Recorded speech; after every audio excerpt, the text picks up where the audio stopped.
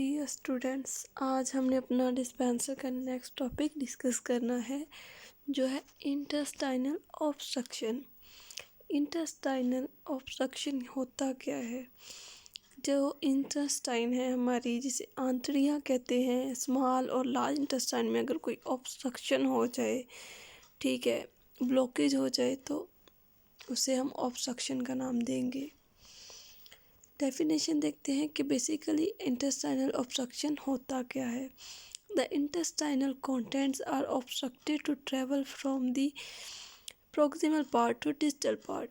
इसमें क्या होगा कि लाइक फूड है, ठीक है, अगर कोई इंटेस्टाइन में किसी पार्ट में ऑब्स्ट्रक्शन हुई हो, ब्लॉकेज हुई हो, तो जो फूड कंटेंट्स हैं वो आगे मूव नहीं करेंगे, जिसकी वजह से उधर क्या हो जाएगी, स्वेलिंग हो जाएगी।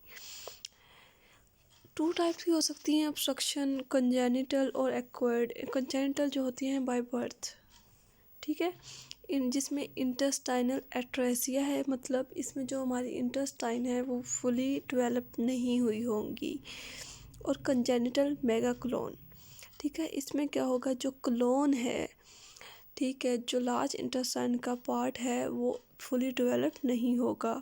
एक्वायर्ड क्या होती हैं, जो बाद में होती हैं किसी और सिचुएशन की वजह, जिसमें हर्निया है। हर्निया क्या होती है कि जब जो इंटेस्टाइन है वो हमारी एब्डोमिनल लेयर में आके स्टक हो जाए, बाहर निकल जाए अपने कोटेंट से, तो उसको हम हर्निया कहते हैं। इंटरसब्सेप्शन क्या है कि जब जिस तरह स्मॉल इंटेस्टाइन का एक पार्ट है दूसरे इंटेस्टाइन के पार्ट में मर्ज हो जाए, तो उसको इंटरसब्सेप्शन कहते हैं। नेक्स्ट हम आपको पिक्चर दिखाते हैं, पिक्चर में आपको क्लियर हो जाएगा कि इंटरसब्सेप्शन और हर्निया क्या होती हैं। टाइप्स कौन सी होती हैं इसकी? एक होती है बाय नेचर ऑब्स्ट्रक्शन और एक होती है ड्यू टू ब्लड सप्लाई, ठीक है।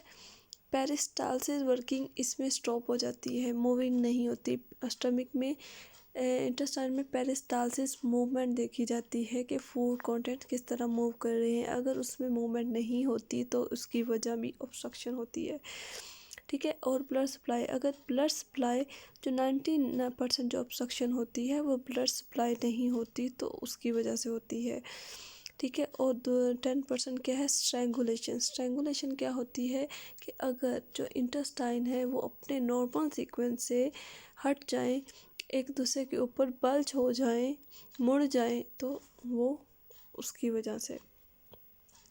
नेक्स्ट काजेस क्या होती हैं, क्या वजूहात होती हैं इंटेस्टाइनल ऑब्स्ट्रक्शन की? नंबर 1 है एडहेजन। एडहेजन किसे कहते हैं, एक चीज़ का दूसरे के साथ चिपक जाना। तो अगर जो इंटेस्टाइन है उनकी जो लेयर्स हैं एक दूसरे के साथ स्टक हो जाएं तो वो एडहेजन कहलाते हैं। उसके बाद आप इधर हर्निया देखें, ठीक है, हर्निया में क्या है कि जो इंटेस्टाइन पार्ट हैं वो फर्दर फैट की तरफ, एब्डोमेन लेयर की तरफ मूव कर जाते हैं।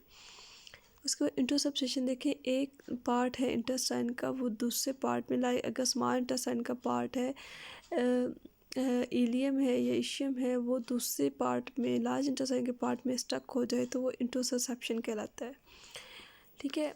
उसके बाद क्या है, वल्वुलस। वल्वुलस आप लोगों को इधर पिक्चर नज़र आ रही होगी, ठीक है, जो स्मॉल इंटेस्टाइन है वो अपनी जगह से हट चुके हैं।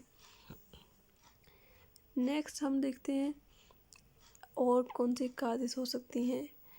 इंट्राल्यूमिनल, इंट्राम्यूरल और एक्स्ट्राल्यूमिनल। इंट्राल्यूमिनल वो जो इंटेस्टाइन के अंदर हो, ठीक है, जीपी वजह हो सकती है इसकी, राउंड वर्म्स हैं उसकी वजह से भी ऑब्स्ट्रक्शन हो सकती है, ठीक है। उसके बाद फीसिस जो हैं एक जगह स्टक हुए हैं, वो भी वजूहात हो सकती हैं,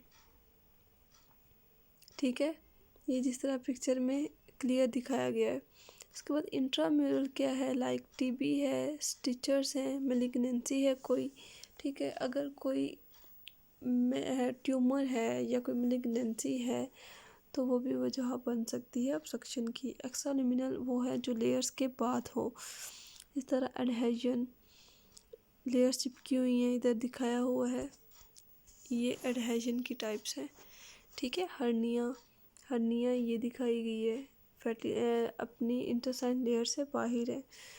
और इंटरसेप्शन ये दिखाया गया है, ठीक है, एक पार्ट दूसरे में स्टक हुआ है, और ये स्ट्रैंगुलेशन जिसे वल्वुलस भी कहा गया है। सिम्टम्स क्या क्या होंगी? नंबर 1 तो एब्डोमिनल पेन होगी, ठीक है, जो क्रैम्प्स होंगी, थोड़ी देर रिलीफ होगा, थोड़ी देर सेट हो जाएगी और फिर दोबारा पेन। उसके बाद वॉमिटिंग होगी और एब्डोमिनल डिस्टेंशन होगी, ठीक है। इसमें क्या होगा कि डिस्टेंशन में है कि स्वेलिंग टाइप होगी, उसमें कॉन्स्टिपेशन हो सकती है, कब्ज हो सकती है, ठीक है। ये सारी सिम्टम्स होंगी। नेक्स्ट है साइंस और देखते हैं और क्या क्या हो सकता है। डिहाइड्रेशन होगी, उसे पानी की कमी होगी। बर्नबर्ग साइन क्या होता है? Rebound tenderness. इसमें क्या होगा कि अगर इंटो हर्निया है, अगर हम उसको प्रेस करेंगे तो उसको दर्द होगी, तो ये इसको बर्नबर्ग साइन कहते हैं।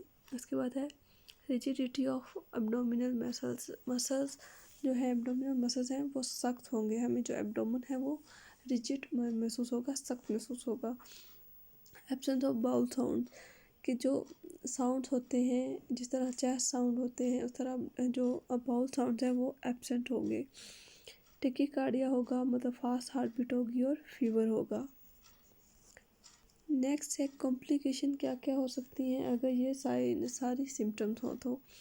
Number 1 bowel ischemia due to venous compression. अगर इशेमिया कहते हैं जहाँ ऑक्सीजन सप्लाई ना हो, जिस तरह जो आर्टरीज हैं जो ब्लड सप्लाई कर रही होती हैं, अगर उसमें ऑक्सीजन के कॉन्टेंट्स ना हो, ठीक है, ऑक्सीजन आए तो क्या हो सकता है? बाउल इशेमिया हो सकता है, ठीक है। जिस तरह हम अगर एक जगह ब्लड सप्लाई ना हो तो वो नीला पड़ जाता है, तो इस तरह क्या होगी? ये बाउल इशेमिया हो जाएगा। उसके बाद परफोरेशन हो सकती है ड्यू टू डिस्टेंशन की वजह से परफोरेशन हो सकती है, कोई होल हो सकता है, सुराख हो सकता है, फट सकती है। सेप्सिस भी हो सकती है, अगर किसी में परफोरेशन होगी तो उसमें सेप्सिस भी लाजमी होगी। डायग्नोसिस किस तरह करेंगे? सीबीसी करेंगे, कंप्लीट ब्लड टेस्ट करेंगे, सीरम इलेक्ट्रोलाइट्स करेंगे, बेरियम मील शो एफपी। इसमें क्या करेंगे कि एक्सरे के थ्रू हमने ना बेरियम मील पे लाना है, जिसमें हमें इंटेस्टाइन इनहेंस हुई होंगी, अगर कोई ऑब्स्ट्रक्शन होगी तो वो हमें पता चल जाएगा। उसके बाद प्लेन एब्डोमिनल एक्सरे करवाना है, स्पाइन लिटा के और अपराइट खड़े होकर इसके करवाना है। उसके बाद एब्डोमिनल अल्ट्रासाउंड करवाएंगे, और उसके बाद लास्ट वन है एनीमिया टेस्ट।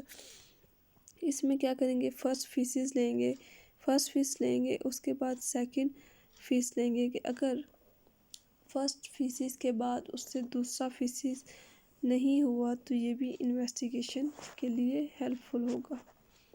नेक्स्ट है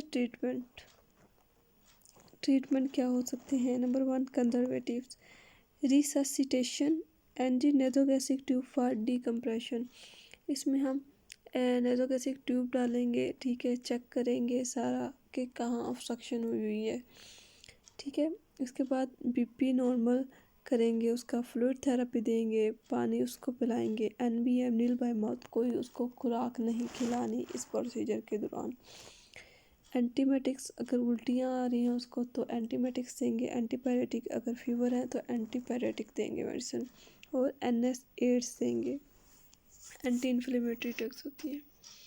उसके बाद सर्जिकल मैनेजमेंट, अगर बहुत सीवियर केसेस है, अगर ये ट्रीटमेंट देने के बाद नहीं सिचुएशन हैंडल हो रही तो क्या करेंगे? If no resolution after 72 hours, हमने इतने घंटों बाद देखना है कि अगर कोई रिकवरी नहीं आ रही तो फिर हमने सर्जिकल मैनेजमेंट देनी है। Like when complete blockage of the bowel, अगर कोई स्टूल भी पास नहीं हो रहा है, नीमा टेस्ट किया है उसमें स्टूल पास हो रहा है तो मतलब वो भी फर्स्ट स्टेज है। अगर कंप्लीट ब्लॉकेज है तो उसमें हम क्या करेंगे? हम उसके आगे सर्जरी करेंगे। मलिग्नेंसी हो, अगर परफोरेशन हो, स्ट्रैंगुलेशन हो, गैंग्रीन हो, ये ऐसी सिचुएशन है जिसमें हम सर्जिकल मैनेजमेंट देंगे। ओके, हमारा आज का टॉपिक कंप्लीट हुआ। नेक्स्ट हम फर्दर डिस्कस करेंगे। ओके, अल्लाह हाफिज़।